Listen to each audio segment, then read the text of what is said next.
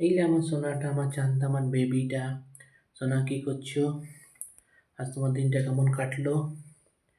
আর তোমার কাজকর্ম কেমন চলছে সোনা? এই যে আমার বেবিটা, আমার সোনাটা, আমার চাঁদটা, আমার কুচি মনাটা, আমার জানুটা। আমার সোনাটা কি করে? আর বেবিটা কি করছে? আমার সোনাটা কি করছে? কিছু করছে না। এই যে আমার বেবিটা, আমার সোনাটা, আমার কুচি মনাটা। I love you Janu.